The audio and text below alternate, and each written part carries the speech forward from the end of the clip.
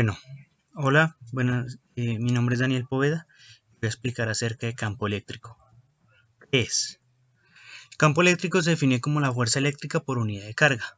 La dirección que toman los campos como la dirección de fuerza que ejercerá sobre cada carga positiva de la prueba.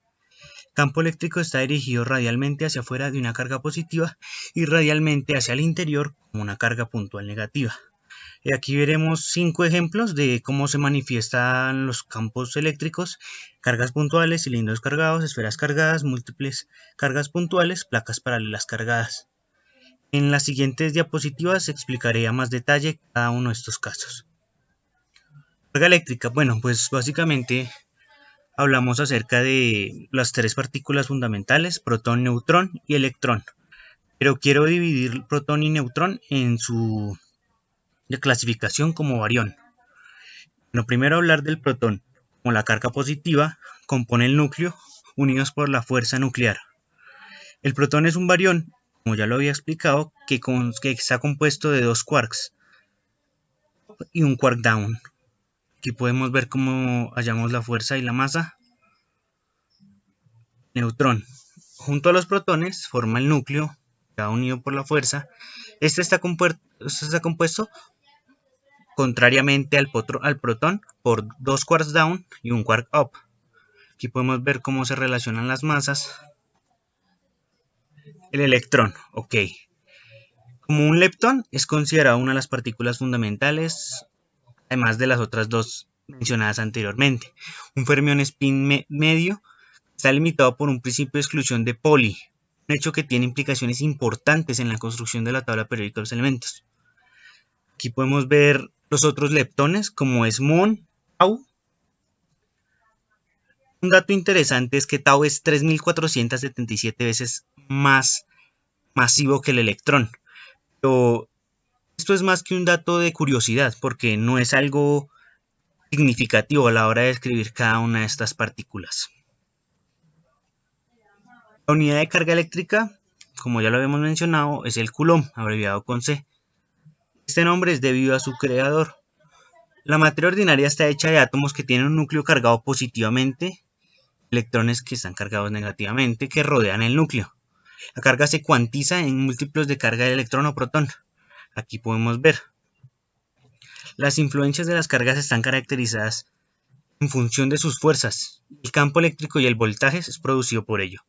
Un coulomb de carga es la carga que fluye a través de una lámpara de 120 vatios en un segundo. Dos cargas de un coulomb cada uno, separadas por distancia de 1 metro, se repelerán entre ellas con una fuerza de alrededor de 1.000.000 de toneladas. Increíble, ¿no? Ley de Coulomb. Bueno, al igual que la unidad de la carga eléctrica, existe la ley que actúa básicamente con el principio de cargas iguales se repelen, cargas diferentes se atraen. La fuerza eléctrica que actúa sobre una carga puntual como resultado de la presencia de una segunda carga está dada por la ley de Coulomb. Cargas iguales se repelen, cargas distintas se atraen. La fórmula básicamente es F igual a la constante de Coulomb por la carga 1, la carga 2 sobre el radio al cuadrado, que también puede ser definido como carga 1 por carga 2 sobre 4pi epsilon r cuadrado, donde epsilon es la permitividad del vacío. Notamos que esto satisface la tercera ley de Newton, implica que existe la misma magnitud de fuerzas. La ley de Coulomb es una ecuación vectorial e incluye el hecho de que la fuerza actúa a lo largo de la línea de unión de las cargas. Cargas iguales se repelen, cargas distintas se atraen. La ley de Coulomb describe una fuerza de alcance infinito que obedece a la ley del inverso del cuadrado y es de la misma forma que la ley de la fuerza de la gravedad. La constante de Coulomb sería entonces 9 por 10 a la 9 Newton por metro cuadrado sobre Coulomb cuadrado. Aquí podemos ver el ejemplo que hacíamos anteriormente. Dos bombillas de 120 vatios se repelen a una distancia de 1 metro, dan una fuerza de repulsión de 1.000.000 de toneladas. Abajo podemos ver cómo se realiza tal ecuación, el resultado. La constante de Coulomb. Como ya hemos mencionado anteriormente, 9 por 10 a la 9 newton por metro cuadrado sobre coulomb cuadrado. La constante de proporcionalidad que aparece en la ley es a menudo llamada constante de Coulomb. Démonos cuenta que esta constante se expresa en términos de otra constante, epsilon 0, que es la permitividad del vacío. Cuando escribimos la fuerza eléctrica en los átomos y los núcleos, a menudo es conveniente trabajar con el producto de la constante de Coulomb y el cuadrado de la carga del electrón, ya que este producto aparece en las expresiones de la energía potencial y las fuerzas eléctricas. Este producto en las unidades apropiadas para los procesos nucleares y atómicos es, como lo podemos ver, 8,98 por 10 a la 9 newton por metro cuadrado sobre coulomb cuadrado, multiplicado por 1,60 por 10 a la menos 19 coulomb al cuadrado. Esto nos da como resultado 2,3 por 10 a la menos 28 joules metro. Electrostática. La electrostática, como su nombre se refiere, electro de electricidad y estática sin movimiento, es la carga eléctrica en total equilibrio. Todos los materiales que están hechos de átomos. Un átomo es la partícula más pequeña que conserva todavía las propiedades de dicho material. Cada átomo está formado por un núcleo con carga positiva alrededor del cual se mueven uno o más electrones. En reposo, la carga positiva del núcleo es igual a la suma de las cargas negativas de todos los electrones que giran a su alrededor. Esto significa que la carga es neutra. Si el núcleo gana o pierde electrones, se produce un desequilibrio. Un átomo que pierde uno o más electrones pasa a tener carga positiva, mientras un átomo que gana uno o más electrones pasa a tener carga negativa, conocida como ion. En el principio de superposición es una manera más sencilla y simplificada de realizar circuitos. Como lo realizamos con la simple propiedad aditiva de la linealidad, que es función de x1 más x2, da igual que función de x1 sub 1 más función de x sub 2, resuelve un circuito usando superposición. El primer paso es apagar o suprimir todas las entradas excepto una. Suprimimos la fuente de voltaje reemplazándola con un cortocircuito. Suprimimos la fuente de corriente reemplazándola con un circuito abierto. Analizamos los circuitos resultantes de una manera más sencilla y simplificada. Repetimos para todas las entradas y el resultado final es una suma de los resultados individuales. Un paso más corto, ¿no? Un ejemplo para este ejercicio, de esta manera de resolver ese método, es considerar el siguiente circuito con dos fuentes, fuente corriente y fuente voltaje. Las dos fuentes son las entradas de la función. Para este problema vamos a encontrar dos salidas, la corriente es sub 1 y sub 2. Y como lo podemos ver, sub 1 queda en función sub 1 de fuente de corriente y fuente de voltaje, sub 2 queda en F sub 2, fuente de corriente y fuente de voltaje. Suprimimos las fuentes de corriente y analizamos el circuito solo con una fuente actuando por sí misma. Al suprimir la fuente de corriente, reemplazamos con un circuito abierto. Solo con la fuente de voltaje las dos corrientes de salida son I sub 1B igual a 0 y I sub 2B igual a voltaje sobre resistencia 2, donde I sub 1B y I sub 2B son las corrientes en R sub 1 y R sub 2 causadas por la fuente de voltaje. Luego, calcular la contribución de la fuente corriente no por sí misma, restauramos la fuente corriente y suprimimos la fuente de voltaje. Solo con la fuente corriente, las dos corrientes de salida son sub 1i igual a fuente de corriente e I sub 2i igual a 0, donde I sub 1i e I sub 2i son las corrientes resistencia 1 y resistencia 2 causadas por la fuente de corriente. Completando el análisis al sumar las contribuciones de cada fuente, I sub 1 es igual a I sub 1b más I sub 1i igual a 0 más voltaje igual a IS. I sub 2 es igual a I sub 2b más I sub 2i igual a voltaje sobre resistencia 2 más 0 igual a voltaje sobre resistencia 2, dejando el circuito de esta manera. Vemos que es mucho más simplificado que el método normal para realizar estos circuitos. El movimiento de cargas hay dos puntos que debemos observar: movimiento rectilíneo uniforme, o más conocido por sus siglas MRU. es cuando no existe una fuerza neta en algunas de sus dimensiones, entonces su velocidad es constante y la sumatoria de sus fuerzas es 0. Por lo tanto, estamos en presencia de un MRU. La otra parte que debemos analizar es MRUA, que es movimiento rectilíneo uniformemente acelerado. Por el contrario, existe una fuerza neta en alguna dirección, por lo tanto, existe una aceleración y ello produce que la velocidad no sea constante, sino que cambie constantemente. Las ecuaciones que podemos observar muestran que la fuerza eléctrica es producida por la interacción del campo con la carga eléctrica. Al aplicar la segunda ley de Newton, obtenemos la expresión para la aceleración. Cabe hacer notar que no hemos considerado la influencia de la gravedad. Ahora, como venía diciendo, voy a enfatizar en cada uno de las formas en que se manifiesta el campo eléctrico. Cargas puntuales. El campo eléctrico en una carga puntual se puede encontrar con la ley de Coulomb. E es igual a F sobre Q igual a Q por la carga fuente sobre Q por R al cuadrado igual a Q K por K fuente sobre R cuadrado. El campo está dirigido radialmente hacia afuera en todas las direcciones. Los círculos representan superficies equipotenciales esféricas. El campo eléctrico de cualquier número de cargas puntuales se puede obtener por la suma vectorial de los campos individuales. Un campo dirigido hacia afuera toma como positivo, campo de carga negativa está dirigido hacia el interior de la carga. Esta expresión de campo eléctrico se puede obtener también aplicando la ley de Gauss. Considerando una superficie gaussiana en forma de una esfera de radio R, el campo eléctrico tiene la misma magnitud en cada punto de la esfera y está dirigido hacia afuera.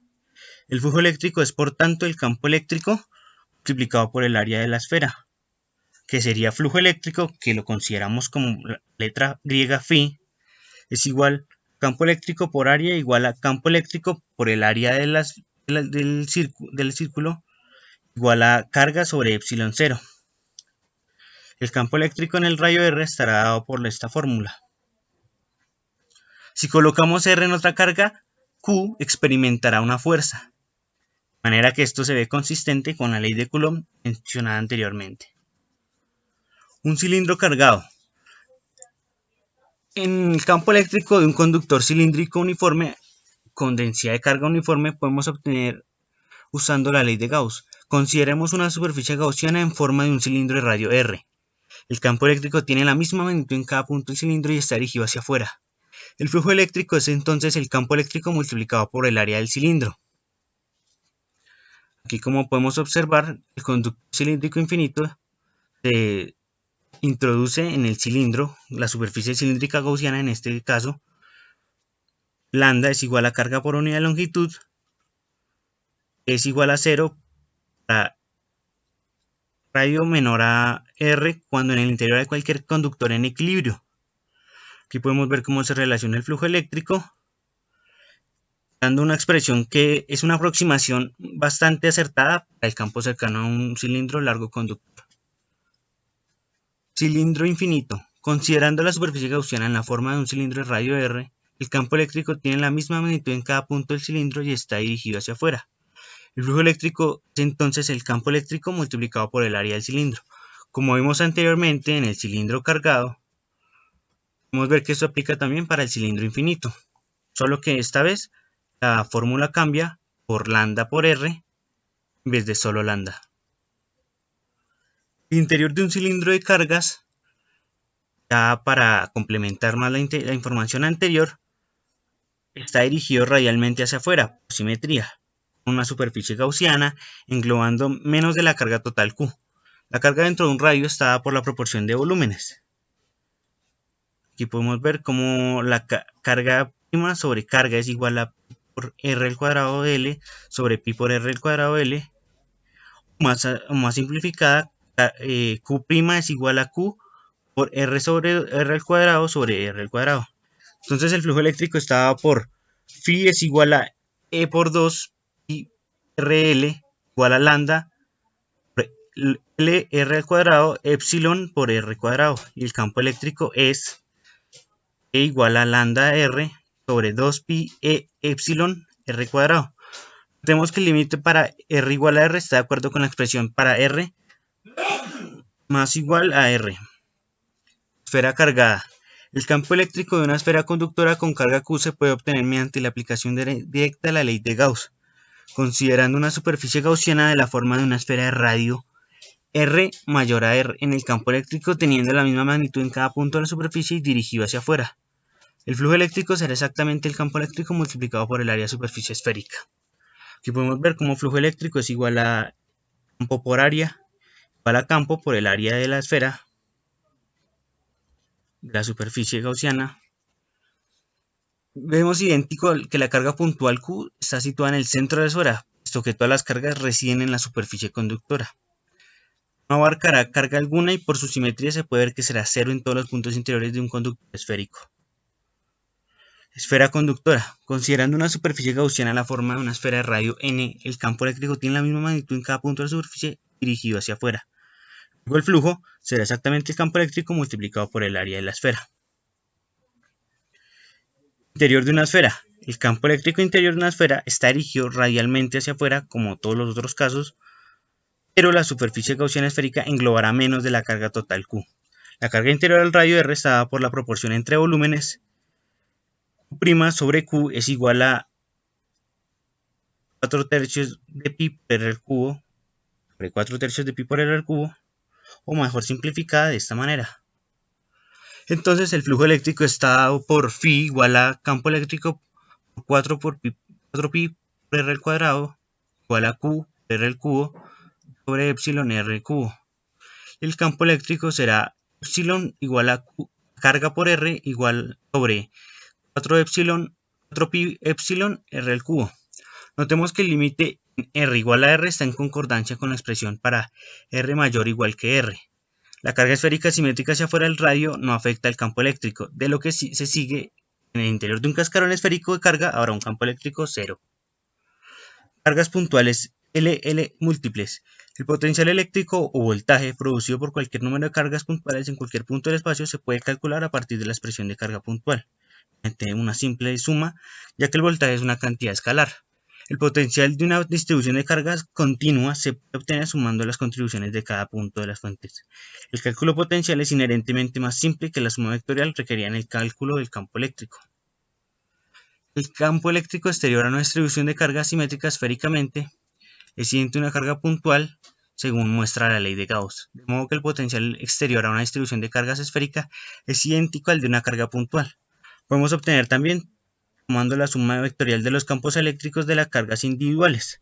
Aquí podemos observar cómo el campo resultante, que está en rojo, es producto de la suma de campo eléctrico de la carga Q1, que es el de la izquierda, con el campo eléctrico de la carga Q2, de la derecha, y todo esto sobre sub 1y y el sub 1x, que serían los puntos individuales en que los campos de la carga son resueltos por los componentes de la suma de los vectores.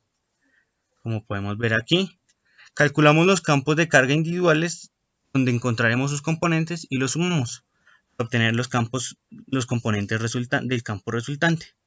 El campo eléctrico que resulta se puede poner en forma polar. Debido a la ambigüedad en el arco tangente, se debe tener cuidado al establecer el cuadrante correcto del ángulo en cuestión. Placas paralelas. Si dos placas conductoras paralelas cargadas de forma opuesta las tratamos como planos infinitos, despreciando bordes, se puede usar la ley de Gauss para calcular el campo eléctrico entre las placas, suponiendo que cada placa está en equilibrio con un campo eléctrico cero en el interior de los conductores. Entonces se puede usar el resultado de una superficie conductora cargada, como podemos ver.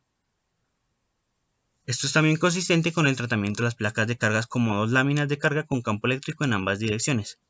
Campo eléctrico entre placas, campo eléctrico igual a ρ sobre epsilon 0, aproximación de la superficie conductora, aproximación hoja de carga. Finalmente, como ρ es densidad de carga de las hojas en coulombs por metro cuadrado y coulomb por área, carga interior a la superficie gaussiana, para una lámina infinita de cargas el campo eléctrico será perpendicular a la superficie, por lo tanto solamente contribuirá al flujo eléctrico los extremos de una superficie gaussiana cilíndrica. En este caso se usa una superficie gaussiana cilíndrica perpendicular a la lámina de cargas. El campo resultante es la mitad de un conductor en equilibrio con esta densidad de carga superficie. Dado esto, continuamos con mi compañero. Gracias.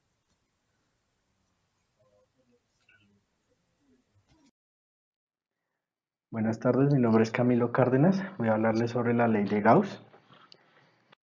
La ley de Gauss es una de las cuatro ecuaciones de Maxwell que relaciona el tipo de campo eléctrico con sus fuentes y cargas. La ley de Gauss básicamente nos permite calcular de una forma simple el módulo del campo eléctrico cuando tenemos el conocimiento de la distribución de las cargas con una simetría, sea esférica o cilíndrica, ¿sí? Que va a ser nuestra superficie gaussiana. Entonces, la ley de Gauss en el campo eléctrico puede representarse mediante las líneas imaginarias denominadas líneas de campo. Son estas líneas azules que vemos en la imagen derecha, que van de izquierda a derecha. ¿Listo?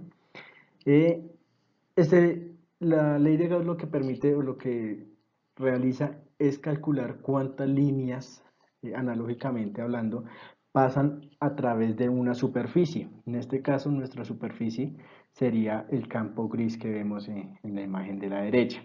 ¿Sí? Cabe aclarar que digamos que todo esto se maneja como un tema imaginario, ¿sí? No pasa nada tangible o material sobre las superficies. ¿Listo?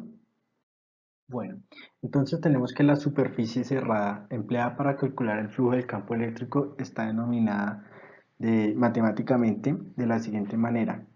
Phi es igual a la integral cerrada, porque nuestras superficies gaussianas son cerradas, entonces la integral cerrada de la línea de campo, esta es lo que representa nuestra línea de campo en un punto específico, por el diferencial de la superficie que tenemos, ¿sí? Y esto va a dar igual a Q sobre epsilon sub 0, ¿sí? Que ya vamos a ver entonces más adelante qué va a decir todo esto. Bueno, una de las cosas más importantes para poder aplicar la ley gaussiana es necesario conocer previamente la dirección y el sentido de las líneas en el campo generado para la distribución de cargas, ¿sí? Y ya, pues según esto, la elección de nuestra superficie gaussiana pues va a depender de cómo se estén llevando estas líneas. Bueno, entonces campo eléctrico de una distribución esférica uniforme de carga. Para la distribución esférica y uniforme de carga, la aplicación de Gauss requiere cuatro pasos principales, ¿sí? Entonces, lo primero es que a partir de la simetría de la distribución de la carga, se debe determinar la dirección del campo eléctrico. Entonces, como vemos en la imagen, esta parte se está tomando como la superficie de la esfera, ¿cierto? Y tenemos entonces que E y DS son paralelas, ¿listo? Bien, entonces allí ya lo que hicimos fue elegir una superficie cerrada proporcionada para calcular el flujo. Tomamos una superficie céntrica de radio R, ¿sí? Que va de aquí a aquí, el punto negrito, ¿sí? Y el campo eléctrico E es paralelo a este mismo vector, ¿sí? Entonces tenemos esta parte. Para esta simetría el campo es constante y todos los puntos de la superficie esférica de radio R. Entonces, lo que quiere decir es que podemos tomar, digamos que cualquier punto en la esfera y vamos a calcular entonces nuestro campo, ¿sí? Y vamos a tener las dos, digamos que los dos vectores dirigidos hacia el mismo lado y son paralelos. Bien, entonces tenemos la siguiente ecuación. Tenemos que es la integral de E por ds, como ya lo habíamos definido anteriormente, ¿sí? Donde ds, al tener un ángulo de cero, ¿sí? Al ángulo de cero porque son paralelas, no tiene un ángulo, o sea, el ángulo que tenemos con respecto a E, que es nuestro campo, hacia donde se dirige el campo es cero. Entonces al realizar digamos que este coseno pues nos da un ángulo de cero y sacamos ese coseno de cero, ¿sí?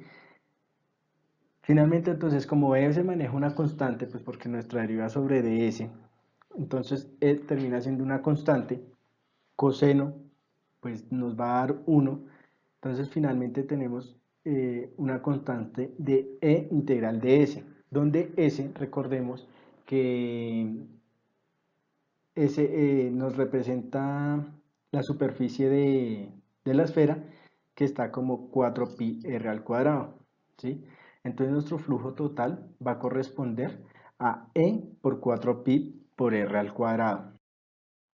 Listo. Entonces, bien, vamos a determinar la carga en una línea del interior de la superficie cerrada. Entonces vamos a imaginar que tenemos la esfera que teníamos anteriormente, pero en esta ocasión vamos a tener una esfera por dentro, ¿sí? Donde vamos a denominarla con R minúscula. Y la superficie mayor, la roja, va a ser con R mayúscula, ¿sí? Y las líneas azules siguen representando nuestro flujo. Bien, entonces para cuando R es menor que R, es decir, que es una esfera dentro de la esfera más grande, si estamos calculando el campo en el interior de la esfera uniformemente cargada, la carga que hay en el interior de la superficie esférica de radio R, la pequeña, la rosada, se calcula multiplicando la densidad de la carga por el volumen de la esfera R. Es decir, tenemos que Q va a representar Q, que es nuestra carga completa, por R a la 3 sobre R3, que R mayor, mayúscula, que es nuestra esfera más grande.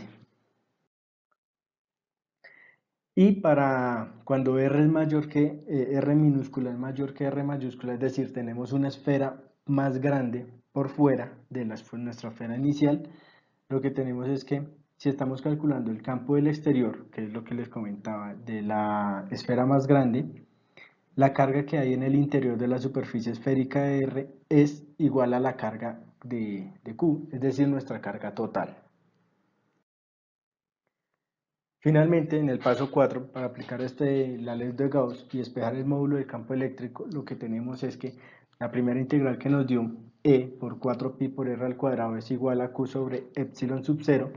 Entonces se tiene que E es igual a la carga completa por el radio sobre, despejando 4pi por R al cuadrado, sería 4pi por epsilon sub 0 por R del radio mayor a la 3, cuando R es menor que R mayúscula.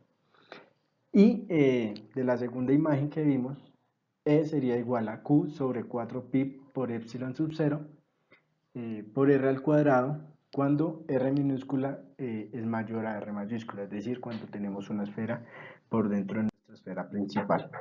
¿Listo?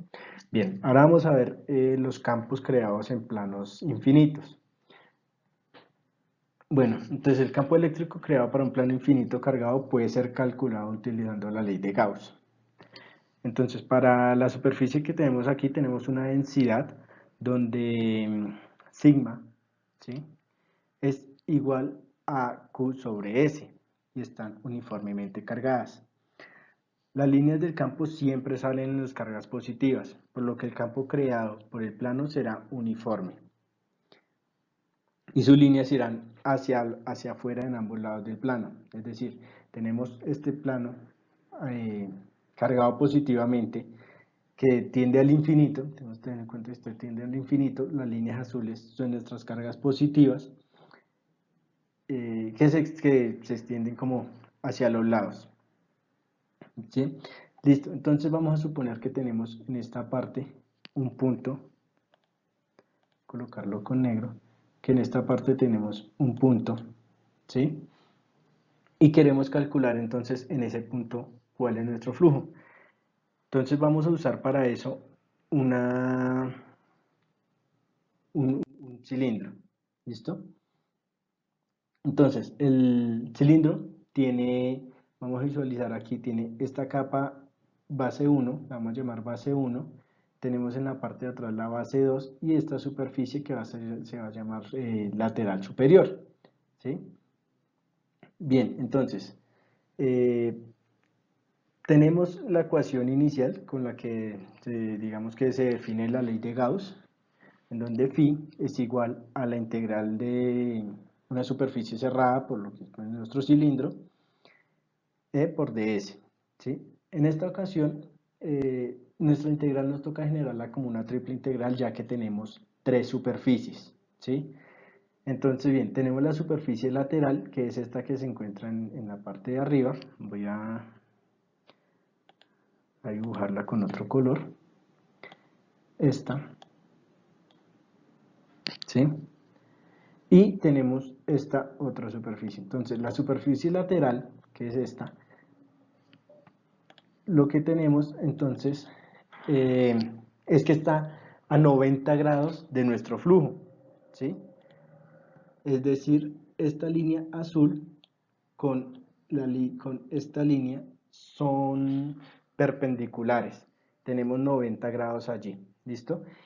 Esta siguiente línea, perdón, yo borro esta parte, listo. Esta siguiente,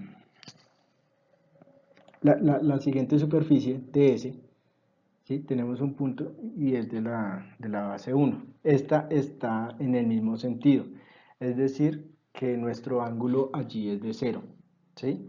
De igual manera, en este punto tenemos una flecha en donde nuestro ángulo también es de 0.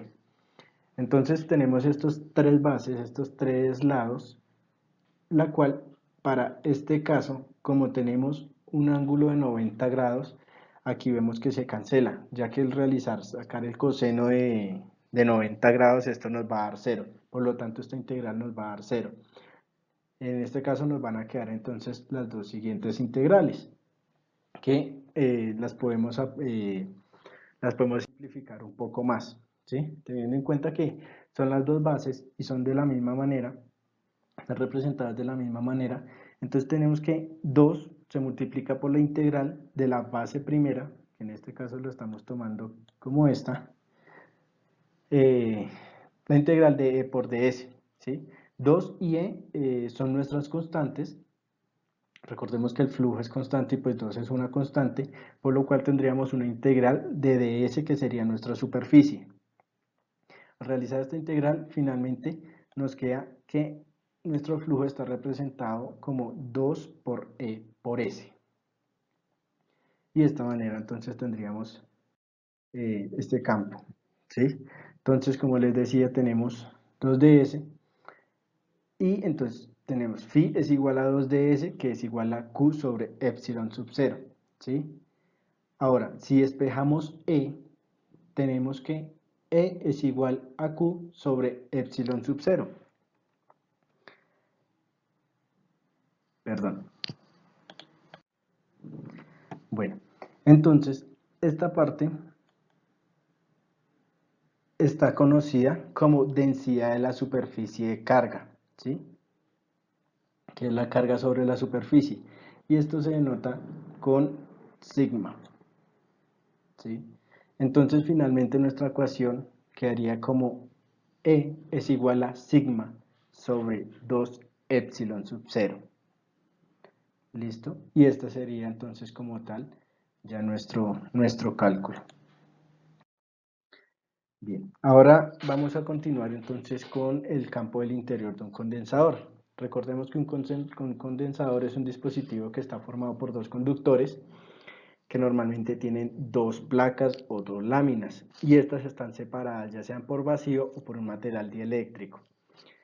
Para nuestro ejemplo vamos a manejar que está el aire, que están vacíos. ¿Listo? La forma más sencilla entonces para calcular esto y para entenderlo es que una placa está cargada de forma positiva y la otra placa está cargada de forma negativa. Por lo tanto, entonces tenemos que, recordemos la ecuación que nos dio anteriormente, donde teníamos dos planos, uno al lado izquierdo y uno al lado derecho sobre un plano infinito, y finalmente nos dio esta ecuación, ¿sí? ¿Por qué? Porque entonces tenemos las mismas dos placas, en donde acá lo que tenemos es aire, ¿sí? Estas partes son aire. Entonces, como la placa azul está cargada positivamente, tenemos que los flujos están dirigidos hacia sus lugares opuestos, por colocarlo de alguna manera. Mientras que la carga negativa sí está recibiendo todos los flujos, ¿sí? Por lo que entonces acá encontramos que la primera carga está como E es igual a 0, mientras que la segunda placa es 2 veces E, ¿sí? En la imagen de la derecha lo expresamos de una mejor manera, entonces serían las cargas de la carga negativa más las cargas de la carga que llega de la placa azul. Por lo tanto, tendríamos la representación de 2E. Finalmente, entonces, pues esto lo que nos daría es que vamos a multiplicar la E que nos dio anteriormente, ¿sí? Por 2 Y finalmente tendríamos, digamos que nuestra ecuación, nuestro resultado del campo del interior de un condensador cuando se tienen dos placas de esta manera. Esto sería todo entonces con la ley de Gauss. Espero les funcione, les sirva y les haya quedado claro. Muchas gracias. Mi nombre es Carlos Olarte y les hablaré sobre potencial eléctrico. Entonces, para comenzar, hablaremos de energía potencial eléctrica. Pero para hablar sobre energía potencial eléctrica necesitamos hablar sobre energía potencial. Energía potencial en la física común lo conocemos como un campo que se crea en un objeto cuando una fuerza eh,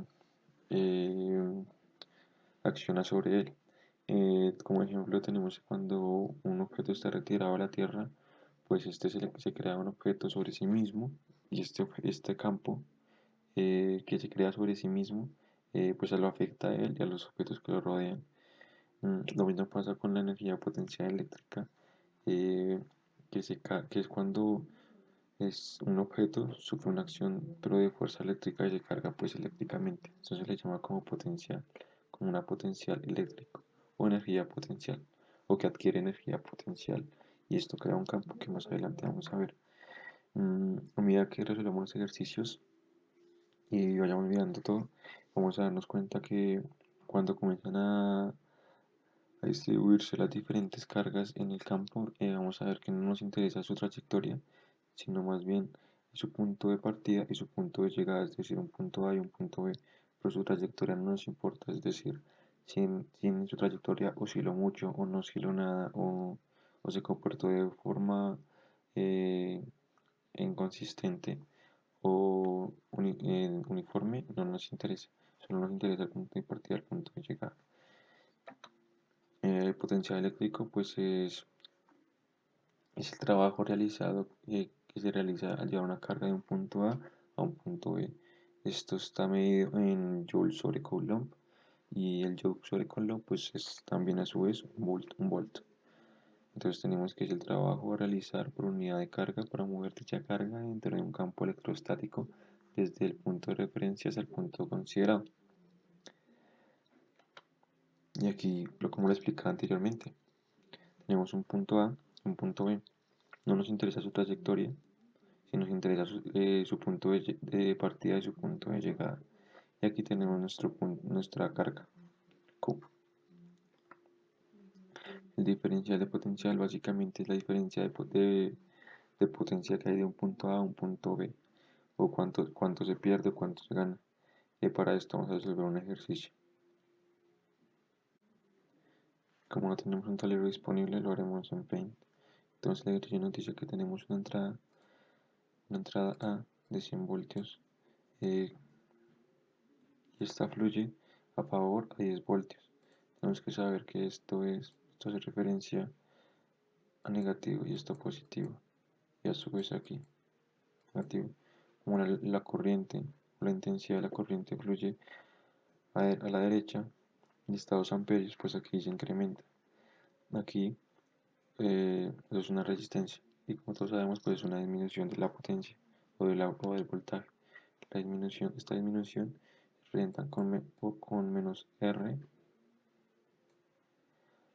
menos la resistencia por I, que es la intensidad de electrones que corren por medio del circuito.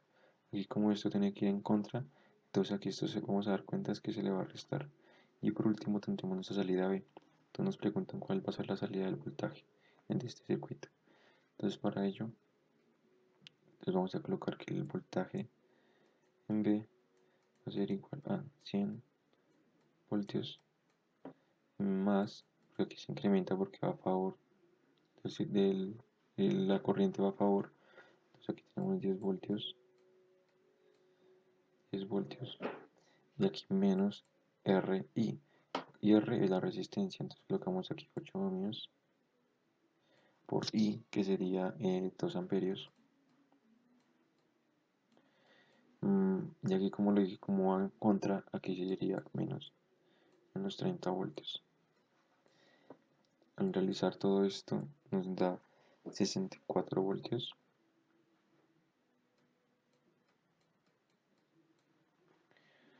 y este sería la diferencial de potencial en este caso para este circuito, pero en realidad este es muy básico y vamos a ver más adelante que hay unos más complejos, pero este para comenzar. Entonces la solución de su ejercicio sería esta. Como pudimos ver en el ejercicio que realizamos, fue muy básico y inventamos una salida A, una entrada A y una salida B, y pues su diferencial en voltios. Ahora vamos a hablar sobre una potencial de campos uniformes. Un campo uniforme es una región donde el campo toma el mismo valor en todos los puntos. Para ello vamos a resolver el siguiente ejercicio. En una región del espacio existe un campo electrostático uniforme en intensidad de 300 Newton sobre Coulomb en la dirección del eje X, sentido positivo. ¿Qué trabajo realiza el campo electrostático si una carga de 3 microcoulomb se desplaza desde un punto situado en x sub a igual a 3 metros hasta otro punto en x sub b igual a menos 2 metros? Para resolver el ejercicio usaremos la siguiente fórmula. El diferencial de la intensidad del campo eléctrico es igual a la carga por el diferencial del potencial eléctrico. Entonces para ello utilizamos unos W, nos piden el trabajo, es igual a 3 por 10 a la menos 6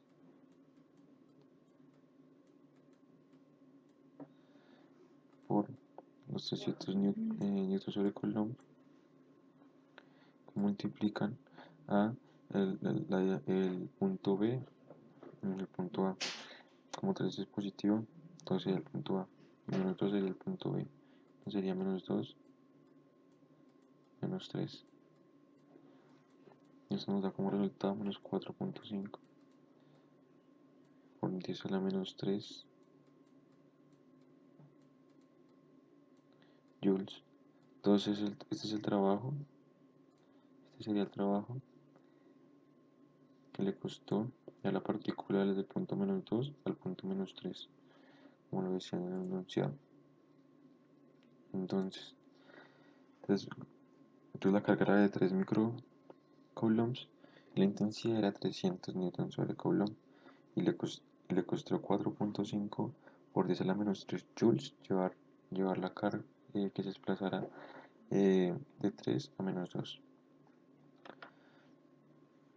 El potencial eléctrico voltaje producido por una carga puntual Q en cualquier punto del espacio está dado por la expresión V es igual a K por la carga sobre R, que hace referencia a la distancia de la carga puntual. Me explico. Entonces, imaginémonos una carga puntual en el espacio y tenemos otra carga aquí. Entonces quiero saber cómo influyen una sobre otra. Entonces tengo que aplicar esa fórmula. Tenemos que saber que K es una constante de Coulomb que es 9 por 10 a la 9. Voy a hacer, para ser precisos, esta es de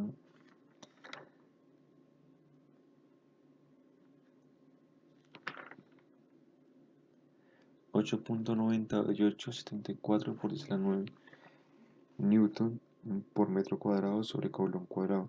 Pero pues para facilitarnos los ejercicios vamos a aproximarlo a 9 por 10 a la 9. Entonces para este vamos a resolver el siguiente ejercicio. Entonces para este ejercicio nos piden hallar el diferencial de potencia que hay entre estas dos cargas. Esta carga Q1 y esta carga Q2 que están siendo afectadas por esta carga Q sub 3.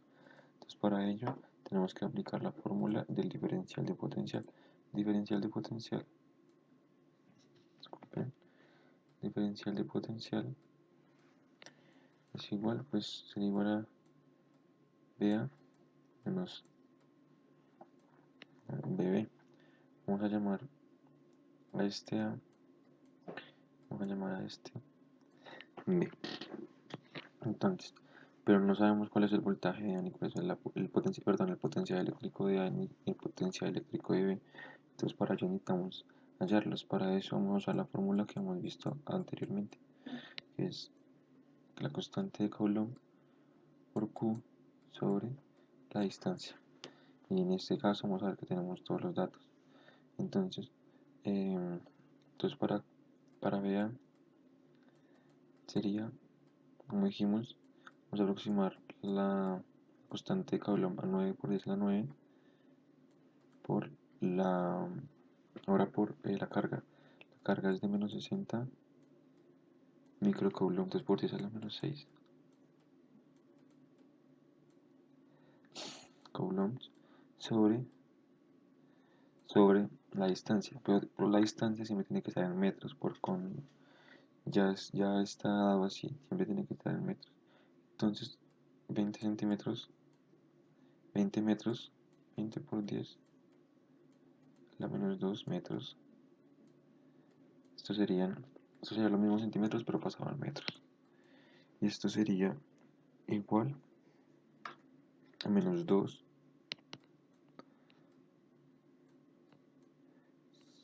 2.7 por 10 a la 6. Para no escribir números tan largos. Y hacemos lo mismo para BB, perdón. Entonces BB está afectado por 45 centímetros. Escribimos lo mismo, 9 por 10 a la 9, 60 por 10 a la menos 6 coulombs sobre 45 por 10 a la menos 2. Y esto sería igual a menos 1.2 por 10 a la menos 6, ¿cierto? Por 10 a la 6, perdón.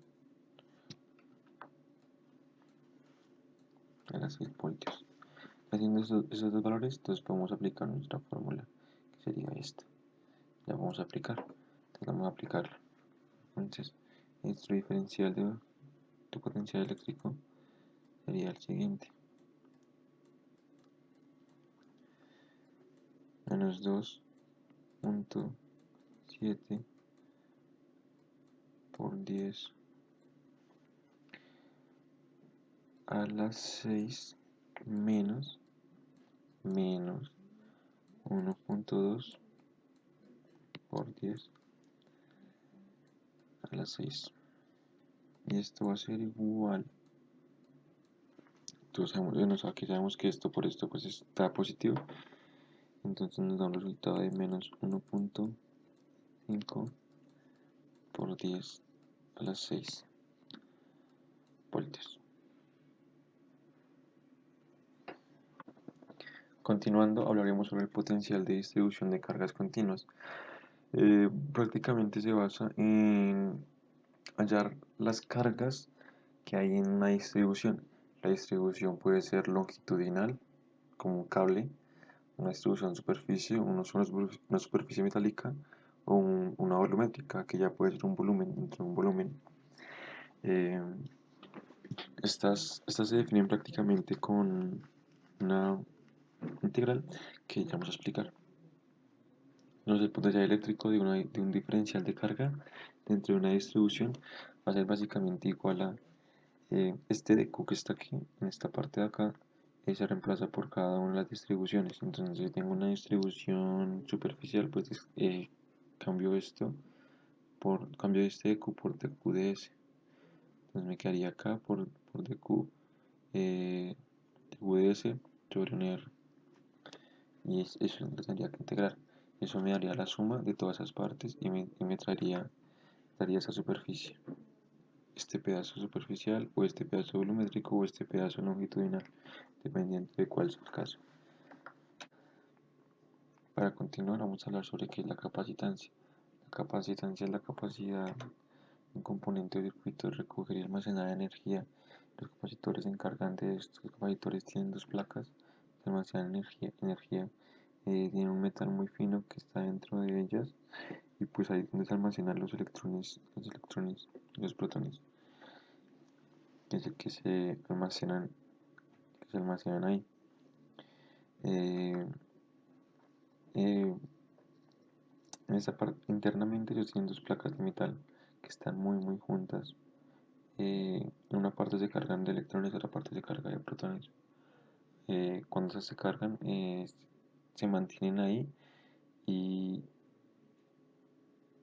y no se descargan a menos de que bueno, se descargan con el tiempo, pero cuando entra a una superficie como, no sé, un LED, que es el ejemplo más básico, pues absorbe esa energía y se la transfiere de un lado al otro, porque los electrones van a querer volver a estar con los protones.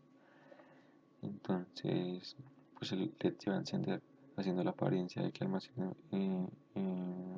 energía. Sin embargo, no pueden almacenar mucha energía. O sea, sí la almacenan, pero no en gran cantidad. Para almacenar la energía de una pila dentro de un condensador, un capacitor, necesita ser el tamaño de una casa pequeña. El cálculo de este, pues sabemos que la capacitancia es igual a la carga sobre el voltaje. Sabemos que la carga es en coulombs, el voltaje sobre voltios y la capacitancia es en Faraday. Eh, para medir la capacidad, vamos a darnos cuenta en un ejercicio que vamos a ver que la capacitancia en paralelo va a ser igual a la capacitancia C1 más C2. La capacitancia en serie va a ser igual a C1 por C2 sobre C1 más C2. Esto ya lo vamos a ver en el siguiente ejercicio. Entonces lo ponemos en el siguiente ejercicio. Entonces acá tenemos 3 picofaradios, 2 picofaradios. Estos están en paralelo y este está en serie con este. Pero lo primero que vamos a hacer es sumar estos dos. Aquí tenemos nuestro ejercicio. Entonces para comenzar vamos a sumar estas dos como están en paralelo, solo va a consistir en sumarlas. Es decir, la capacitancia en paralelo va a ser igual a 3 es 2. Esto va a ser igual a 5 picofaradios. Entonces ya tenemos, ya podríamos volver a dibujar nuestro circuito. Ya teniendo nuestros 5 microfaradios, entonces ahora tenemos esto en series. Y como vimos anteriormente, la capacitancia en serie es igual a 4 por 5 sobre 4 más 5. Esto es igual a 20 novenos. Estos 20 novenos es igual a 2.22 periódico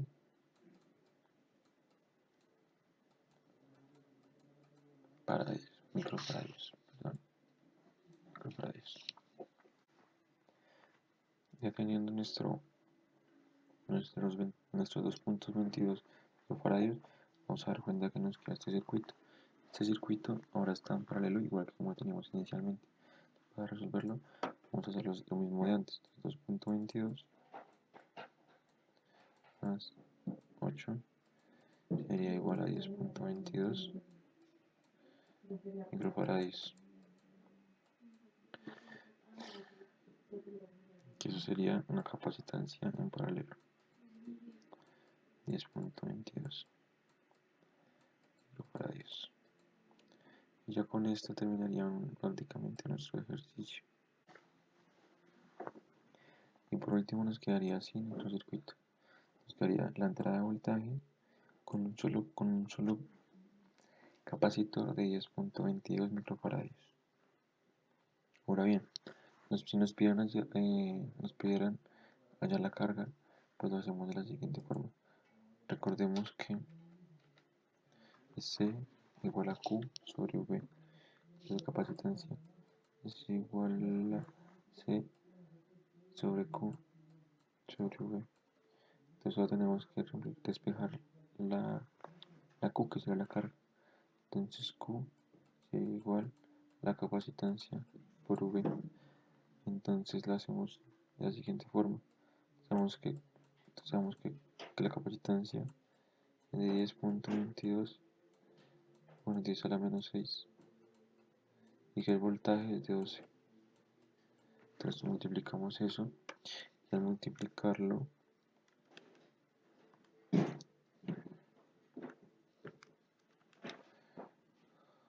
nos da 1.2264 por 10 a la menos 4 coulombs. que la carga, como vimos anteriormente, se mide en coulombs. Esa sería la solución a nuestro ejercicio completo.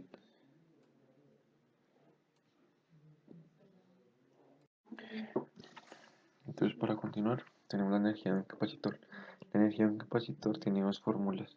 Entonces tenemos que la energía de un capacitor es igual a un medio de Q por V, que es la misma que anterior habíamos hablado, que decía capacitancia es igual a Q sobre V, ¿cierto? Y también la otra, que es energía, es igual a un medio sobre, me digo por, un medio de la, de la capacitancia por V al cuadrado. Tenemos que tener en cuenta que este voltaje que representan ambas fórmulas es el voltaje que pasa o que atraviesa por el capacitor y no el voltaje de, de entrada al circuito. Tenemos que tener eso claro. Ahora vamos a explicar qué es la corriente eléctrica. Para saber qué es la corriente eléctrica tenemos que ir directamente a su definición. La corriente eléctrica es el flujo neto de carga eléctrica que circula de manera ordenada por medio de material conductor. Puede ser por materiales sólidos, líquidos o gaseosos. Y las cargas son transportadas por el movimiento de iones o electrones. Aunque esto es así, el caso más general de la corriente eléctrica es el que se produce por el movimiento de electrones dentro de un conductor. Así suele reservarse este término para este caso en concreto. Como se puede ver acá vamos a hacer una breve explicación de qué es la diferencia de potencial. Los electrones se mueven desde zonas de menor potencial eléctrico a mayor potencial. A medida que los electrones se desplazan, el potencial en ambas ondas tiende a igualarse y poco a poco el movimiento de los electrones se detiene. Por esta razón, si deseamos mantener una corriente eléctrica constante, es necesario hacer el uso de un dispositivo que permita una diferencia de potencial o tensión constante denominado generador de corriente.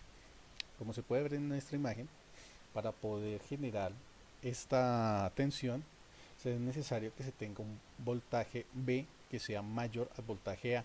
¿Para qué? Para poder generar el movimiento de estos electrones. A esto se le llama la diferencia de potencial, que es cuando los extremos de un conductor potencial eléctrico es distinto, por lo que es lo mismo existe una diferencia de potencial o tensión. Los electrones se desplazan de las zonas de menor potencial a las de mayor potencial. Ahora pasamos a los tipos de corriente. Tenemos dos tipos de corriente, que es la corriente continua, que es cuando el flujo de electrones siempre está en el mismo sentido, que es la corriente eléctrica que fluye de forma constante en una dirección, como fluye una linterna o cualquier tipo de aparato con baterías. Eso es corriente continua. Un buen ejemplo son los celulares. Los celulares, al tener su batería, tener un flujo constante de energía, va a tener una nula fluctuación. Siempre va a ser continua la alimentación. En cambio, la corriente alterna cambia de forma periódica. Estas fluctuaciones van por ciclos y esto fluye debido a las líneas eléctricas y a la disponibilidad que hay en las casas o donde se alimente de esta energía. Por ejemplo, en los Estados Unidos normalmente usan 60 ciclos por segundo, que es una frecuencia de 60 Hz. En cambio, en otros países, o la gran mayoría de países del mundo que se maneja el estándar europeo, se maneja los 50 ciclos o una frecuencia de 50 Hz. Hay que tener en cuenta que hay unos efectos de corriente eléctrica. Hay efectos caloríficos, químicos y magnéticos. El efecto calorífico es cuando circula una corriente eléctrica por un conductor. Este aumenta su temperatura, que es lo que hace que se genere calor. Esto se usa, por ejemplo, en las estufas, en los hornillos o inclusive en los calentadores eléctricos de agua. Funciona para proporcionar más calor. Tiene también unos efectos químicos. Esto es cuando la corriente eléctrica circula por un conductor iónico y esta es capaz de producir un cambio químico en él gracias a la corriente. Esto normalmente se usa a través de la electrólisis. ¿No? Esto lo aplican sobre todo las fábricas metalúrgicas, fábricas de automóviles y toda fábrica que emplea este método para ionizar los metales o campos que requieran. Y también están los efectos magnéticos, que es cuando la corriente eléctrica pasa a través de un conductor, crea su campo eléctrico similar al que se produce un imán.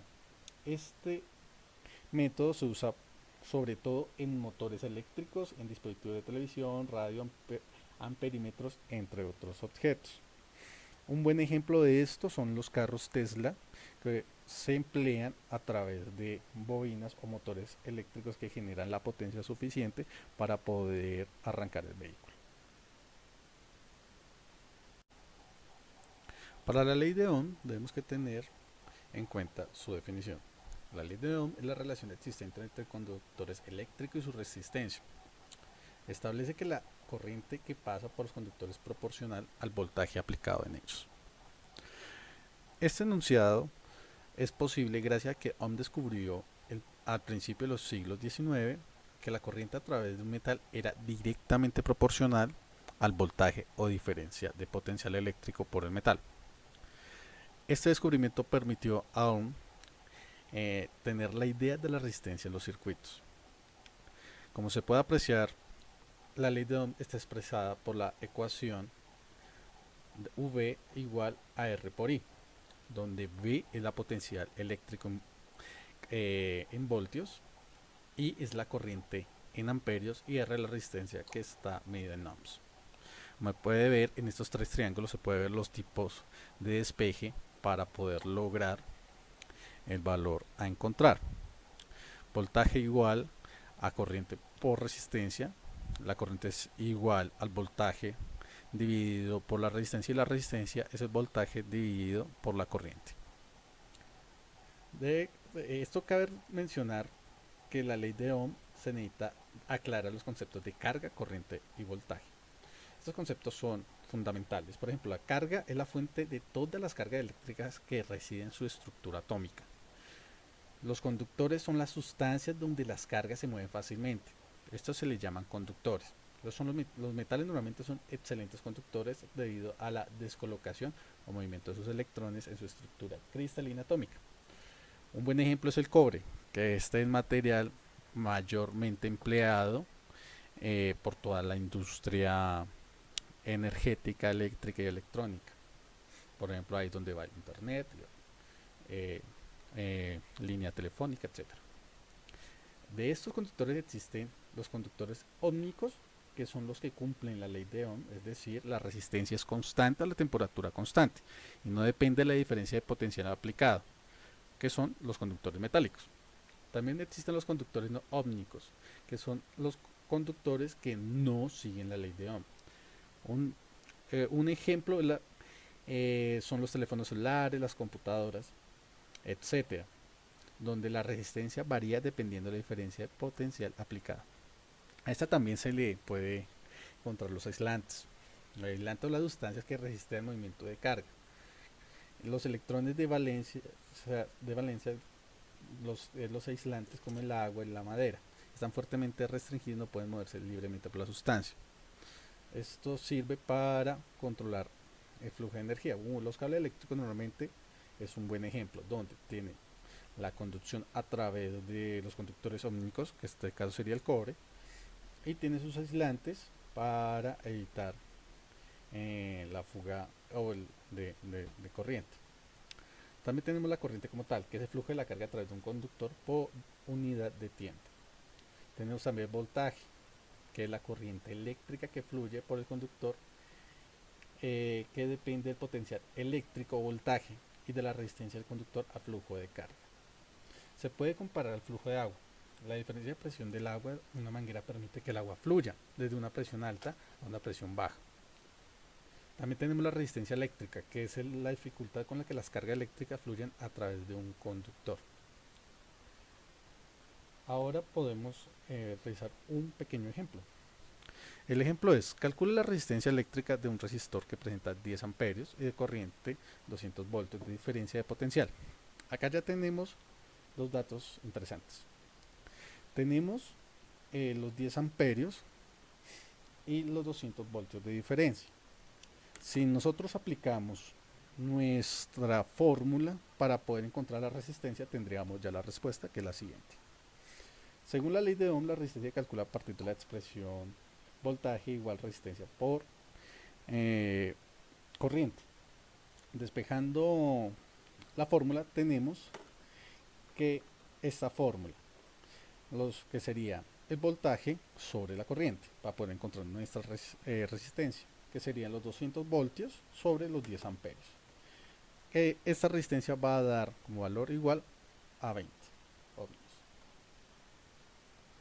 Ahora vamos con la potencia eléctrica. La potencia eléctrica es la relación del paso de energía de un flujo por unidad de tiempo. ¿Esto qué quiere decir? Que es la cantidad de energía entregada o absorbida en un elemento en un tiempo determinado. La potencia eléctrica se representa con la letra P y la unidad de medida es el vatio o el watt. Acá tenemos tres valores. Tenemos el valor de potencia, de voltaje y de intensidad. Y también se podría despejar de la misma manera que la ley de ohmios a través de nuestro triángulo. Acá tenemos un ejemplo. El ejemplo es obtener la potencia eléctrica de un tostador de pan cuya resistencia es de 56 ohmios y por ella circula una corriente de 6 amperios. Acá también nos están dando dos valores. Nos están dando el valor de la resistencia, que son de 16 ohmios, y la intensidad, que son de 6 amperios. Aplicando la ley de Ohm, que es igual voltaje igual a la corriente o intensidad por la resistencia. Aplicando tanto la ley, nuestra fórmula de la ley de Ohm en nuestra fórmula de potencia eléctrica, vamos a sustituir y vamos a multiplicarlos entre sí, dando como resultado que es la intensidad elevado al cuadrado por la resistencia.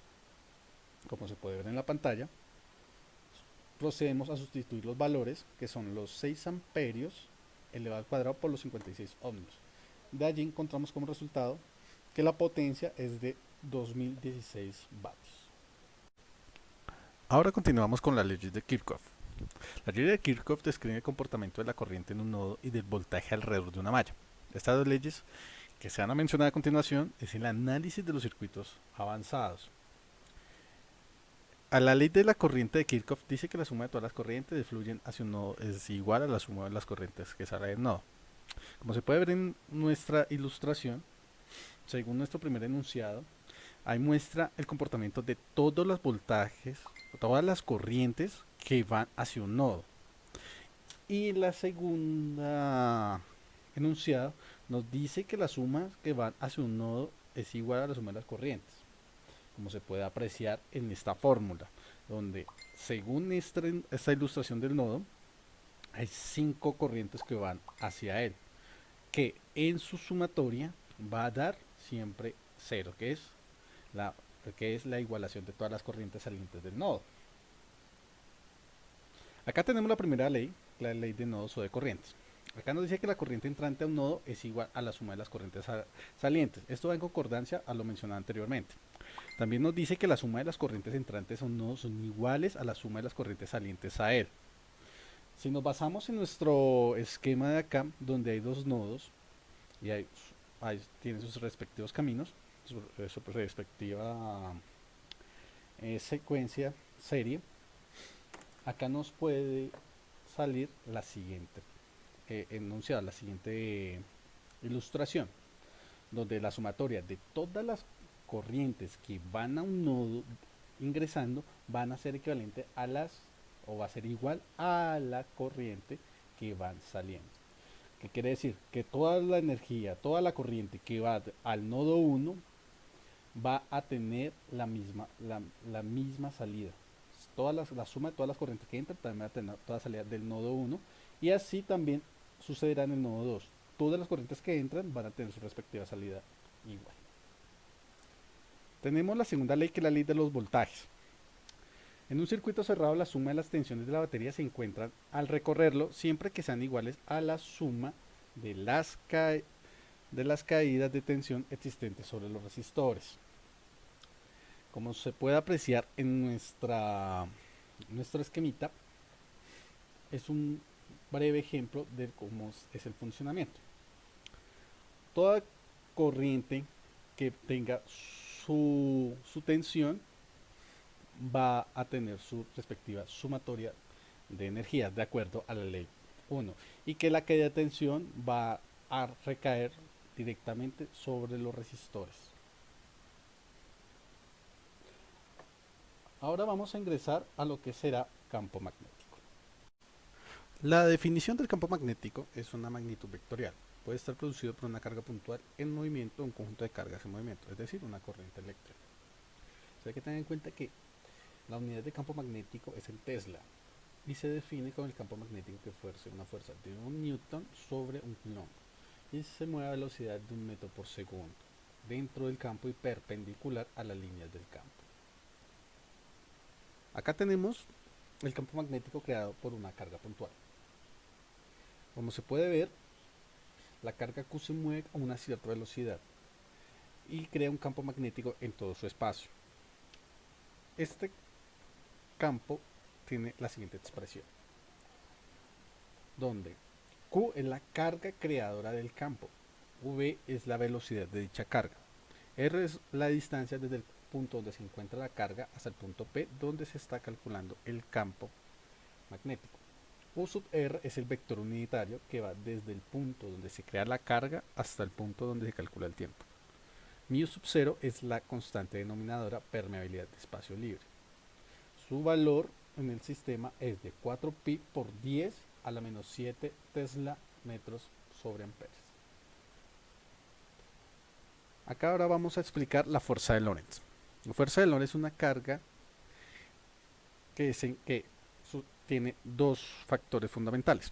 Una es, si la carga o la partícula cargada se encuentra en reposo, en el interior del campo magnético no va a sufrir ninguna fuerza. Esto difiere del campo eléctrico, donde sí va a haber un cambio. Acá, si nuestra carga no tiene movimiento, el campo no le va a afectar. Pero caso contrario sucede cuando ya está en movimiento nuestra partícula cargada. En este caso, sí va a experimentar una acción de fuerza magnética, como se podrá apreciar en nuestra siguiente ilustración, donde nuestra carga va con una velocidad y nuestro campo magnético va a ejercer una acción. Acá ahora tenemos la ley de Lorentz. Acá es donde una partícula cargada que va a una velocidad vectorial v por un punto que existe una intensidad de campo magnético v, sufrirá la acción de una fuerza F que se denomina la fuerza de Lorentz, la cual es proporcional al valor de Q, de el campo magnético y de la velocidad. Se va a obtener la siguiente expresión. Esta es nuestra formulita, la cual es la ley de Lorentz. Se puede apreciar mediante esta fórmula que si hay una carga positiva va a ejercer una fuerza ascendente, pero en cambio si nuestra carga es negativa, nuestra fuerza va a ser descendente. Ahora concluimos con el teorema de Ampère. El teorema de Ampère es un tema bastante sólido y solo se le va a dar un pequeño repaso. Es la circulación del campo magnético a lo largo de una línea cerrada, que es equivalente a la suma algebraica de la intensidad de las corrientes que atraviesan la superficie delimitada por una línea cerrada, multiplicada por la permitividad del medio. Esta es la fórmula maestra, se podría decir, del teorema de Ampère. Se puede ver el campo magnético creado en el interior de un solenoide. Como se puede ver en nuestra figura, se va a interpretar y se va a mostrar cómo actúa el campo magnético en este interior. Acá se hay que tener en cuenta que en el solenoide hay dos zonas que están muy claras. Primero, en la parte interior, que es donde el campo magnético es muy intenso y constante en módulo, dirección y sentido. Mientras que en la parte exterior, las líneas del campo magnético son similares a las producidas por un imán. Con esto ya tenemos nuestra fórmula que nos proporciona la ley de Ampère. Lo que realizamos es iniciar una serie de sustituciones aplicando dicha ley, donde miramos el número de espiras contenidas en el interior de la línea base. Con ello podemos empezar a igualarlos y poder encontrar una fórmula maestra, que es esta, que es el valor del campo, donde μ es la permeabilidad magnética, I es la intensidad de la corriente y se mide en amperes, N es el número de espiras que constituye el soleноide y L es la longitud total que está en el soleноide y se mide en metros, porque es longitud. Acá tenemos un ejemplo. Acá sabemos que por el solenoide hay un solenoide vacío de 5 centímetros que circula por una corriente eléctrica de 12 amperes. Y en el campo magnético creado en su interior es de 0.1 Tesla. ¿De cuántas espiras está compuesto el solenoide? Ya nos proporciona el valor de la longitud, que es 5 centímetros, que lo interpretamos a metros. Tenemos la intensidad, tenemos el campo magnético de 0.1 Tesla, tenemos μ, que es la permeabilidad magnética, pero necesitamos encontrar el número de espiras. Aplicando nuestra fórmula vamos a despejar y nos va a dar el número de espiras, que es igual campo magnético por la longitud sobre μ sub 0, que es la permeabilidad magnética por la intensidad. Con ello sustituimos los valores, como se ve a continuación, y nos va a dar como resultado 332 espiras. Ya con eso podemos tener un breve repaso de física electromagnética y espero que les haya gustado y sea de mucha ayuda. Muchas gracias y un feliz día.